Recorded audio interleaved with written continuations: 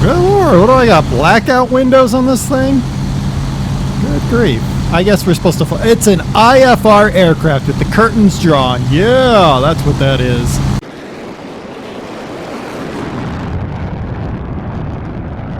Hello everybody, welcome aboard. Welcome to Friday Harbor, actually in the harbor. Woo! Big boat. Ooh, we probably need to take off before that boat goes. Anyway, welcome aboard our Blohm and Voss HA-139. Look at that plane. Isn't it interesting? It should be interesting. We're going to try to take off. Do we have flaps? We have a very little bit of flap. We need more flap probably.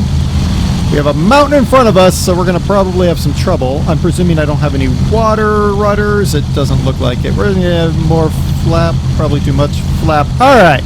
Let's... Ooh, can we see it from the... Hold on. The cockpit is horrible, by the way. That's... There. Aha! No.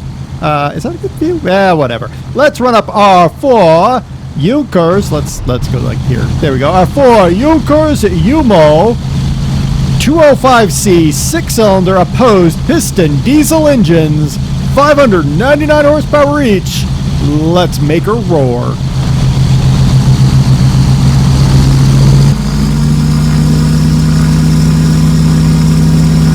Ooh, she got up on plane fast.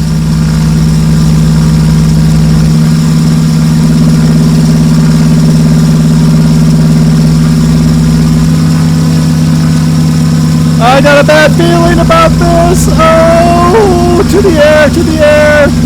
Oh, can we make it? Can we make it? Ah, yeah, we made it in the air. We made it in the air. Woohoo! We're not gonna die. We're not gonna die. Oh, we almost said that. Oh, because we take off towards. Why would we ever do? Well, okay, whatever. All right. The Blohm and Voss HA-139. It's a German, obviously. All metal, inverted gull wing float plane. Look at that inverted gull wing there. Yup. With its 4 engines, it was one of the largest float-equipped seaplanes built. Now that's different than a seaplane like a Catalina or quieter plane. A Catalina or the Shorts or any of those things. Those are seaplanes, but their body is the float. Now this aircraft doesn't have a float of a body, it actually is a float plane, so it's one of the largest float planes.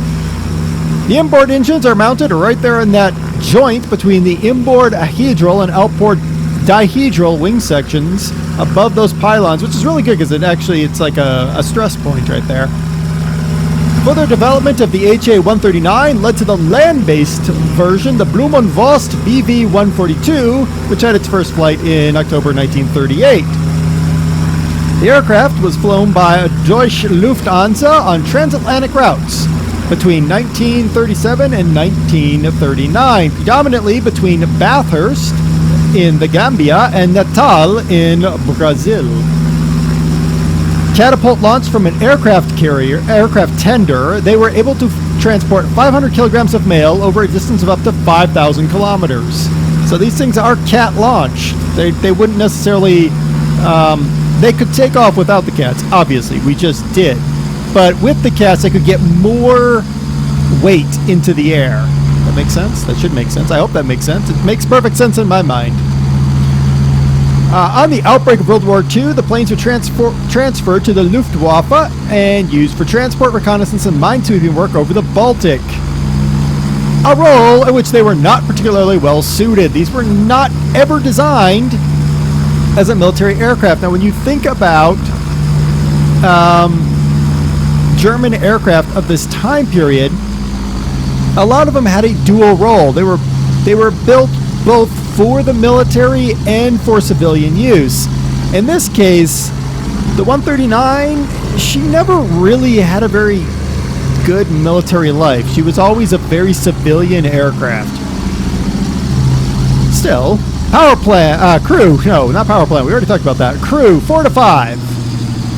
Maximum speed is 288 kilometers an hour. That's 179 miles per hour at 3,000 meters. That's 9,843 feet. I just noticed I've left my flaps out this entire time. It's probably not optimal.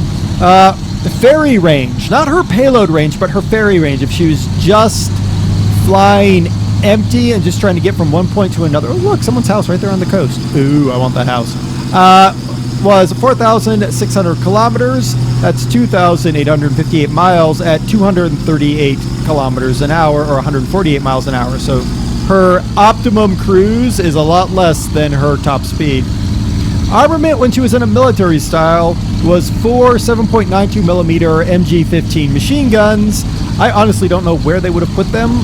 I'm presuming we're looking at like nose, tail, that kind of thing, standard locations. Let's put her down here. Got a little bit of ground effect going on. Alright, so the cockpit. I didn't want to go in here very often because it's... Oh my gosh. Hey, look, we do have a woman back there. That's cool. Hey, we're on the water. Engine's down. Alright, so our cockpit is absolutely rubbish, which really upsets me because this could be a very interesting aircraft to fly. She does not turn very well on the water, as we would expect. Let's do our number checks. Shift 1. That centers our view. 2. There we go, a little GPS. There's our radio stack. There's a very big button stack. There's that. Oh my goodness. It doesn't actually respond. That yoke doesn't actually respond to what I'm doing in the back. That's nice. And that's it. So the main panel is this. So they're not even like, oh my goodness, the resolution. I can't even read that. I mean, I can, but that's not the point. Where's my altimeter? This is my altimeter. How am I going to read my altimeter? Is my baro set properly? No, I don't know. Can I change it? Actually, let's find out. I can. I have no idea what it would be. I'd have to have my little pop-ups. I run without the pop-ups, by the way, purely because it makes it more realistic to me. Are these buttons clickable back here? No. Why is this like this? I don't know. Oh, we have a hole in our roof. Hey, what is that hanging off of? What is that? Why is it hanging there? I don't know. I am disappointed. Much disappointed. It's an interesting aircraft. I have no idea what's going on here with the glass. That's interesting. Does it open at all? Let's find out. Main exit opening. Our main exit is a roof. That's interesting. So you climb out the top of the aircraft. I don't think that's the main exit. I'm just telling you. I think that's probably like a back exit. Entrance. Whatever. All right. Shut her down. There we go. Not bad. Not bad. Okay. So exterior-wise, the aircraft. Not a bad-looking aircraft. Interior. Horrible. Horrible. Still, if you're interested in the Blohm und Voss HA-139, the link to this one is in the description, as always.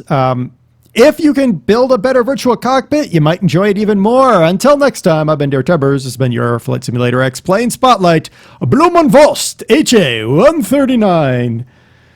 Until next time, remember, landing on water is really easy, as long as it's a large ocean, because then you don't have to stop.